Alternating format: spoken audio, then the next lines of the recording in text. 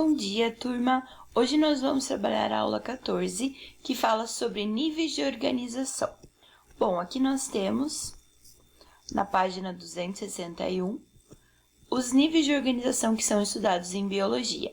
Então, em ordem crescente de complexidade, nós temos os átomos, que são as partículas, né, que vão formar matéria. Há um conjunto de átomos, nós temos moléculas. Ao conjunto de moléculas, organelas, conjunto de organelas, células, conjunto de células, tecidos, órgãos, sistemas, organismo. A partir daqui, um conjunto de organismos forma uma população, então um conjunto de indivíduos da mesma espécie, né? População, um conjunto de populações diferentes, comunidade, o conjunto de populações de várias espécies, mais os fatores abióticos, como água, luminosidade, temperatura. Aí, o conjunto desses seres vivos com os seres não vivos formam um ecossistema e é o conjunto de todas as porções habitáveis que têm vida na Terra, nós chamamos de biosfera. Todo ser vivo representa um organismo, a união de átomos forma molécula, a água é a molécula mais abundante nos seres vivos, mas além dela, há moléculas orgânicas, como proteínas, lipídios, açúcares e os ácidos nucleicos, que são maiores e mais complexos. As organelas, que são estruturas que compõem as células, são formadas de várias moléculas. As células associadas pela forma e função que desempenham constituem os tecidos. Então, um conjunto de células forma um tecido. E a união de vários tecidos forma um órgão. Um conjunto de órgãos vai formar um sistema e o conjunto de vários sistemas vai formar um indivíduo ou organismo. Vários organismos da mesma espécie formam uma população. Diversas populações diferentes formam uma comunidade. E a comunidade, com os seres vivos, mais o meio físico com os seres não vivos, né? Que são chamados de fatores abióticos, formam um ecossistema. Todos os ecossistemas reunidos no planeta compõem a biosfera.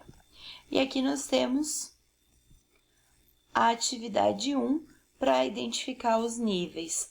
Glóbulo branco seria uma célula, cloroplasto é uma organela, onça do Pantanal é população, água, molécula, clorofila, molécula também, animais, plantas, micro-organismos, aí incluindo fatores físicos e químicos, aí ecossistema. Sangue é um tecido, porque contém células diferentes, né? Proteína é uma molécula, bactéria é um indivíduo ou organismo. Bolor, que é o fungo, também é um organismo. O rio Amazonas é um ecossistema e todos os seres vivos do cerrado formam uma comunidade. A questão número 2 diz assim: cite todos os níveis de organização em ordem crescente encontradas em um passarinho. Passarinho, então, nós vamos ter, ele é formado por átomos, moléculas, organelas, célula, tecido, órgão, sistema e indivíduo, também chamado de organismo. Uma bactéria, ela é formada por átomo, molécula, organela, célula e organismo. Afinal, a bactéria só tem uma célula, então ela não vai apresentar tecido, sistema, órgão. Então, é somente célula e organismo. Bom, essa aula é bem curtinha, eu já vou passar aqui para a próxima, que é na página 262, vamos falar sobre a membrana plasmática. Para isso, eu vou usar os slides desse site, Planeta Bio, que a gente sempre trabalha em sala. Aí, tu vem aqui, ó, membrana plasmática. Digita no Google Planeta Bio, aí vem aqui e digita membrana plasmática. E aí ele vai abrir essa página aqui. Então, a gente vai falar um pouquinho sobre a estrutura da membrana. A membrana plasmática, ela é formada por essa dupla camada de fosfolipídio. Fósforo, porque vem de fosfato, fósforo, e lipídio, que é a gordura. Então, nós vamos ter o fosfato associado aos lipídios, por isso que a gente chama de fosfolipídio. E, além disso, a gente tem essas proteínas aderidas a eles. Então, nós temos essa estrutura aí da membrana. Essas proteínas, elas estão aderidas à camada ali de fosfolipídios e elas vão ajudar aí no transporte de certas substâncias. A membrana, também chamada de plasmalema ou membrana celular, ela é formada de lipídio e proteína. Permeando essa barreira de lipídios, encontram-se moléculas de proteínas, elas se movem livremente, né? E se deslocam em todas as direções, como eu acabei de mostrar. Esse modelo ficou conhecido como mosaico fluido e foi proposto por Singer e Nixon em 1972.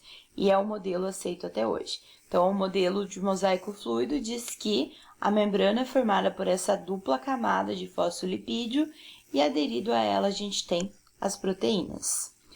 A composição química da membrana oferece resistência, elasticidade, alta resistência elétrica e travessia rápida e fácil de compostos que são solúveis em gordura. Então, ele permite aí, né, ele auxilia na passagem de substâncias que são solúveis em gordura para dentro da célula.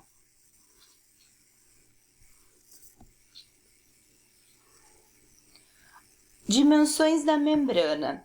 Ela tem uma espessura de 8,5 nanômetros, portanto, ela só é vista no microscópio eletrônico.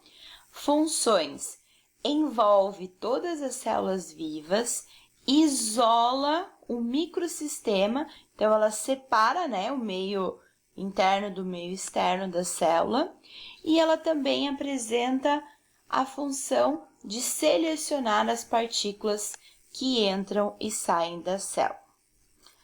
Ainda, além dessa estrutura que nós já vimos, ela apresenta o glicocálix. O glicocálix, são essas estruturas aqui, ó, em amarelinho, aderidas ali à membrana. Ele é bastante comum, nas células animais, ele é formado por moléculas de glicoproteína, então é açúcar com proteína, elas vão se entrelaçando, tecendo uma malha que serve para a proteção da membrana e também ele tem um papel essencial no reconhecimento de células estranhas. Então, o reconhecimento aí de células estranhas ao organismo, recepção de hormônios ou rejeição de células estranhas está relacionado ao glicocálix. E aqui nós temos a estrutura de células vegetais. As células vegetais apresentam, além da membrana plasmática, a parede celular. Essa é uma estrutura morta, formada de microfibrilas de celulose. Celulose é um carboidrato. Elas estão mergulhadas em mistura de glicoproteína, que as mantém unidas.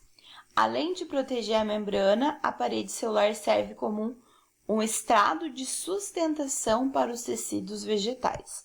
Então, para que o caule ali, né, consiga ficar em pé, ele precisa dessa resistência. E isso também é fornecido pela parede celular. Bactérias e cianobactérias, além de algumas algas e fungos, também apresentam parede celular, cuja composição química é variável.